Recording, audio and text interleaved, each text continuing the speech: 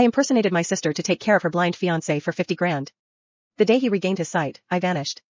We met again at a business interview. I was a nobody intern reporter, while he, restored to his former glory, was the powerful young heir of the Hayes family. He was being interviewed. I heard that during your illness you were indebted to your fiancée, Miss Chloe Williams, for her unwavering support. Are you two getting married soon? He smirked, raising his hand to reveal a ring. Yes, Chloe and I are getting engaged. Yet his gaze through his glasses drifted towards me in the corner. Before the interview, the room buzzed with gossip. The young heir being interviewed today is the head of the entire Hayes empire. I heard 5 years ago he went blind and was kicked out of the family. If it weren't for his fiancée's constant care, he'd probably be dead. Keep it down. I sat to the side, forcing a smile, my nails digging into my palms. The senior reporter mentoring me turned. Grab me some water, will you? I just reached the water cooler by the door. When it swung open, a familiar figure filled my vision. My mind blinking. 3 years had transformed Ethan Hayes drastically. The once thin teenager was now tall and imposing, his features sharper. His once cloudy eyes were now cold and clear. Excuse me, he said flatly, his gaze sweeping past me like I was a stranger. He walked on stage flanked by bodyguards. As he passed, a crisp woody scent lingered. I froze. Then it hit me. The 2 years I'd spent with him were Ethan's darkest. Exiled and blinded by a car accident. Of course, he wouldn't recognize me. Good. By the time I returned with the water, the interview had begun. Ethan sat on stage, fingers steepled, calmly surveying the room, answering business questions. Suddenly, the side door opened. Chloe Williams entered, smiling at Ethan. Sorry, Ethan, darling. There was a hold-up on set. I'm late. She glided to the seat beside him, her champagne gown shimmering. The room hushed, then buzzed with excitement. Mark, sipping his water, looked at me like he'd made a discovery. You and Chloe Williams, you kind of look alike. I forced a laugh. He's a movie star, Mark. You're too kind. Of course we looked alike. We were sisters. We heard that during your illness you were indebted to Miss Williams for her unwavering support. Are you two getting married soon? My throat tightened as I watched Ethan. He smirked, revealing a plain silver ring on his left ring finger. See, the one I'd bought him years ago to cheer him up. It looked out of place on the wealthy heir, yet he traced it with his finger as if oblivious. Yes, Chloe and I are getting engaged, he said, his gaze sweeping across the audience, lingering on me for a fleeting moment before moving on. The microphone was passed to Chloe. Miss Williams, we hear you're currently filming director Lucas's movie. He rarely cast new actors. Did Mr. Hayes have any influence? She smiled, admitting, of course I'm confident in my abilities. But I won't deny Ethan's support and I absolutely deserve it. Her self-assurance earned the crowd's approval.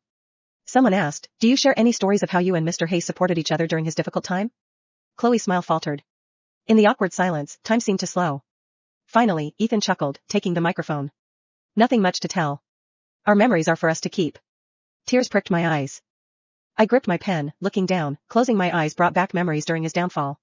People had harassed Ethan once. Protecting him, I was shoved down some stairs bleeding.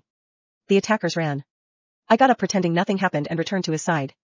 Let's go home. Ethan grabbed my hand. You're hurt.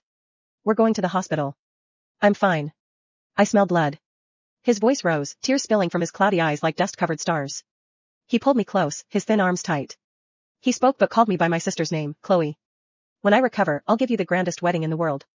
After the interview, the sky darkened, a fine rain falling. Mark patted his pockets. Anna, I left my memory card inside. Grab it for me, will you? I hurried back inside, my shoes squelching on the wet floor. The elevator reached the first floor. The doors opened and I bumped into Ethan and Chloe. Chloe was talking to Ethan about filming and he, despite his aloof expression, listened patiently. They looked intimate. Seeing me, Chloe's face hardened. Sorry, I mumbled, turning to take the stairs. Stop, Ethan said. I froze. Aren't you taking the elevator? Go ahead. I slowly turned, lowering my voice. Thank you, Mr. Hayes. He told me to use the elevator, yet blocked the way, staring. You were a reporter at the interview. I didn't hear any questions from you.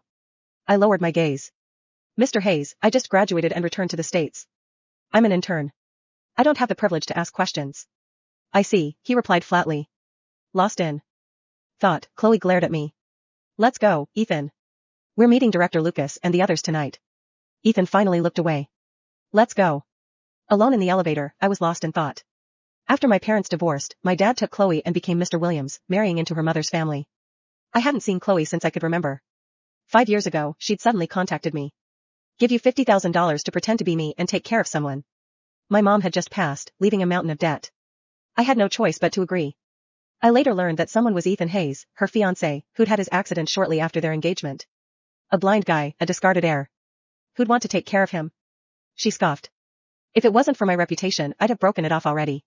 Chloe's acting career was taking off. Afraid of being labeled heartless, she dumped this burden on me.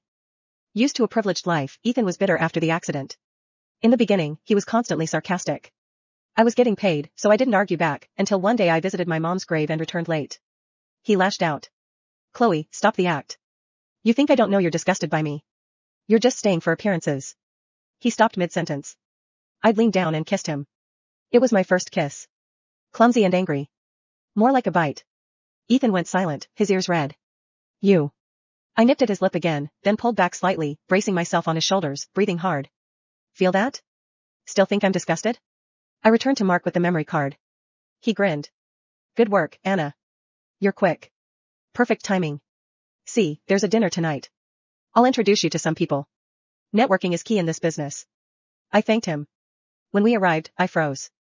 In the parking lot was a familiar black Rolls-Royce. Mr. Hayes, is he here tonight, too? Mark winked. That's the dinner I'm taking you to. Don't underestimate your old pal Mark's connections. Too late for regrets. I followed him inside. Thankfully, the room was huge. Small-time reporters like us weren't even at the same table as Ethan. Mark introduced me to several senior reporters. This is Anna Taylor, our newest recruit. Smart kid, Anna. Say hi to everyone. Being the newbie, I had to make the rounds with toasts. By the end, I was dizzy. Muttering an apology, I rushed to the restroom. I rinsed my mouth, splashed cold water on my face, and stepped out. The hallway lights were dim. A familiar figure stood by the window in the shadows. My heart pounded. I tried to slip past unnoticed. Anna Taylor. Ethan's low voice stopped me. I froze, swallowing hard, hearing his footsteps approach. I closed my eyes. The footsteps stopped in front of me, a familiar scent drawing closer. I opened my eyes to his deep, dark gaze. Mr. Hayes. My throat was tight. How do you know my name? He was silent for a moment, then straightened. Your mentor was introducing you while you were making toasts. The whole room knows your name. Thinking of Mark's booming voice, I blushed. I'm sorry. He's very enthusiastic. If we disturbed you, Mr. Hayes, I apologize, I stammered, afraid of getting Mark in trouble. Ethan remained silent, studying me with a faint smile. Do you think I'm someone who holds grudges, Miss Taylor? I mumbled. That's not what I meant. A business card was offered. You're still an intern, right? Interested in a job opportunity? The next day, my boss called me in. Anna, we need you on that popular live relationship talk show as a guest commentator. Prepare yourself. Later, I found out the next episode's guests were Ethan and Chloe. Their engagement had been trending since the interview, a publicity stunt for the show. Daisy, the host, was reviewing the script, chatting with me. If we can dig up the story of Mr. Hayes and his fiancé during those 2 years, the ratings will skyrocket. I gripped my pen, quietly agreeing. I knew every detail of those 2 years, but I couldn't say a word. With Hayes' resources, Chloe was now an A-list actress. The live stream began, millions tuning in. Under the spotlight, Daisy began. We hear wedding bells are ringing for you and Mr. Hayes. Can you share your journey? Chloe smiled at Ethan. I never believed the rumors and accusations against him. He's always been the one I love. She gazed at him adoringly. Ethan chuckled. Liar. Have you forgotten how much you despised me when I first went blind? Chloe froze, glancing at me with venom. On camera, she forced a smile. I don't really remember. I guess as our love grew, I only remember the sweet parts. I glanced at the live comments scrolling by. So sweet, filled the screen. I put down the script, gripping the microphone, addressing Ethan. It seems you two have differing opinions. Is there more to the story? Perhaps you could share how you two worked through it? I didn't expect him to answer, but after a pause, he spoke. When I first lost my sight, I was depressed, angry at the world, and I didn't like her. She worked long hours and still took care of me. One day she was so tired, she left fish stew on the stove, went downstairs to buy salt, and forgot to turn off the heat. By the time she came back, the kitchen was on fire. My throat tightened. I was back in that moment, the heat of the flames lingering in the air. I dragged Ethan out of the room, grabbed his collar, and slapped him. Are you trying to die? I yelled, my whole body trembling. He didn't fight back. After a long silence, he croaked, wouldn't it be better if I died? Wouldn't it be a relief for you? In that moment, I realized the once arrogant Hayes heir was now a broken, insecure puppy. I shoved him into his room. The walls were blackened by the flames. I unbuttoned his shirt. I missed dinner. You owe me. He seemed to understand. Are you sure? I silenced him with a kiss. Ethan, you're not a burden to me. My improvised questions uncovered unknown details, making the interview a huge success. By the end, over 10 million were watching. I was the first to unearth the hidden story of the Hayes heir. Everyone was ecstatic. Stage Daisy patted my shoulder. You're a natural. Those on-the-spot questions were brilliant. She turned and saw Ethan and Chloe approaching. She went silent. Ethan's gaze swept over us. You prepared the questions today? I nodded. Chloe said sweetly, Miss Taylor, you certainly know how to hit a nerve, but let me remind you about professional ethics. Don't aim for what's out of your league. I said nothing.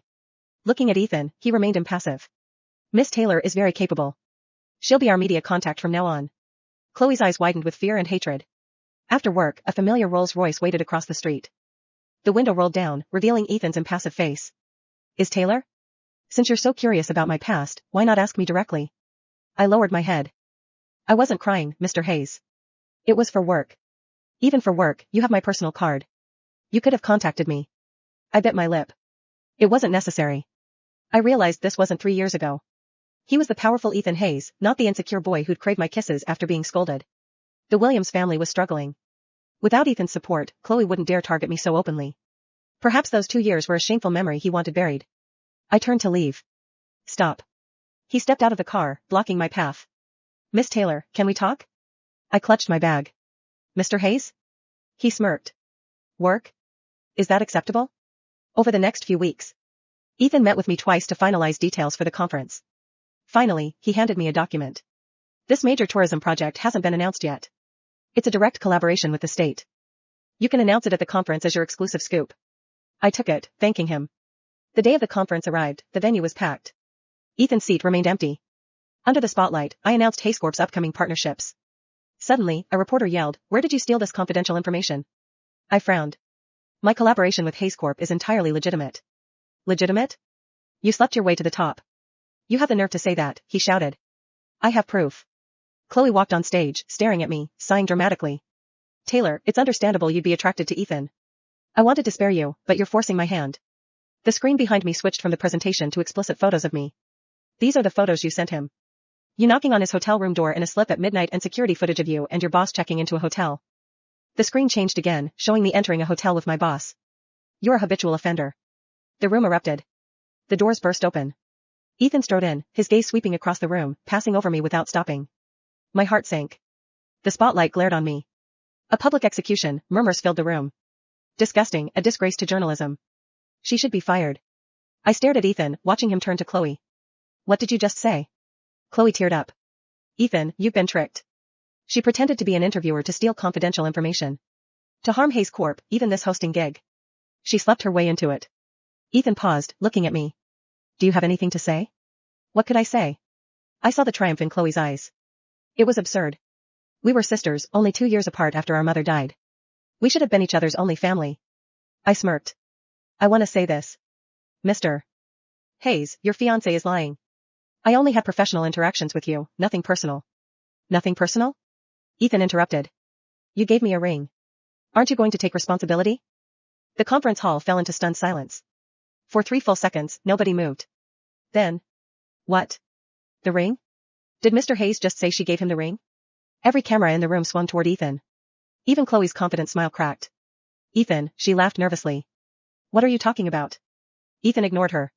His eyes never left mine. You bought it from a street vendor outside St. Mary's Hospital, he said calmly. It cost $32. You complained the vendor cheated you because one of the fake diamonds had already fallen out. My fingers instinctively curled. He remembered. Every detail. You told me, his voice softened almost imperceptibly. Real diamonds can wait. This one means the same thing. The silver ring glinted under the lights. It really was the same one. 3 years. He had never taken it off. The reporters exploded. Miss Williams, weren't you the one who gave him the ring? Mr. Hayes, who exactly are you talking about? Can someone explain? Chloe grabbed Ethan's arm. Ethan, she's manipulating you. He finally looked at her. His expression was colder than ice. Manipulating me? You've been telling everyone you cared for me. You've been accepting interviews. You've been accepting praise. So tell everyone. He took one slow step back. What medication did I take every morning? Chloe blinked. Medicine? The names. What food did I refuse to eat? Silence. What side of the bed did I always sleep on? When my eyes hurt at night. What did you do? Each question landed like a hammer. Sweat appeared on Chloe's forehead. It's been years. How could anyone remember everything? Ethan smiled. It wasn't a pleasant smile. The person who actually stayed with me remembered. His gaze shifted to me again. She remembered every dosage. Every nightmare. Every panic attack. Every scar. The room had become so quiet that the clicking of cameras sounded deafening. One veteran reporter suddenly whispered. Wait. I've got the records. He hurriedly searched through old archives on his tablet. 3 years ago. The paparazzi photographed Miss Chloe Williams filming overseas for nearly 18 consecutive months. He looked up in disbelief. She couldn't have been living with Mr. Hayes. Another reporter gasped. Then who was? All eyes slowly turned toward me. Chloe's face turned deathly pale. Ethan. I can explain. No. He cut her off. You've had 3 years to explain. His voice was terrifyingly calm. I spent 3 years thanking the wrong person. He reached into his suit pocket. Everyone expected him to pull out an engagement ring. Instead, he placed a faded photograph on the podium. It showed a skinny blind young man sitting on a worn-out apartment sofa. Beside him sat a girl in an oversized hoodie. Her face wasn't visible. She was leaning toward him, feeding him noodles while laughing. The timestamp read 3 years earlier. I couldn't see then. But I asked someone to secretly photograph us. I wanted to remember the happiest days of my life. He looked straight at me. I couldn't recognize your face. But I never forgot your voice. I never forgot the way you called me an idiot whenever I gave up. My breathing stopped. He knew. Not guessed. Knew. When I met Miss Taylor again, Ethan continued, I wasn't certain. But every time she spoke, I remembered. The interview. The conference. The questions only someone who lived those years with me could ask. I kept hoping that she'd tell me herself. His eyes reddened slightly. But she kept insisting we had nothing personal. The conference hall erupted into chaos. So Anna Taylor was the real fiancé? No. She was the substitute. The actress hired someone else. Cameras on Chloe. Flash after flash exploded around Chloe as reporters surrounded her. She staggered backward. You're all misunderstanding. I paid her. It was only temporary. I never said she could steal Ethan. The moment the words left her mouth, she realized what she'd admitted. The room went dead silent. Every microphone had captured it. Every livestream viewer had heard it. Millions of comments flooded the screen. She admitted it. She hired a substitute. She abandoned him. This is career-ending. Chloe's phone rang. Once. Twice. 3 times. Her manager. Her agency. Her sponsors. One after another. No one needed an investigation anymore. She had confessed herself. Meanwhile, Ethan walked off the stage. Ignoring every reporter shouting his name. Ignoring every camera. He stopped only when he stood in front of me. For a long moment, neither of us spoke. Finally, he smiled, the same quiet smile from years ago.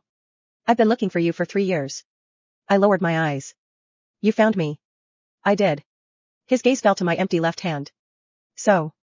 He gently lifted the old silver ring on his own finger. This time. Can I give it back to the person who actually chose me? I stared at him. Every instinct screamed at me to run. 3 years ago, I could kiss him without thinking because he couldn't see my face. Back then, he wasn't the untouchable heir to the Hayes empire. He was just Ethan.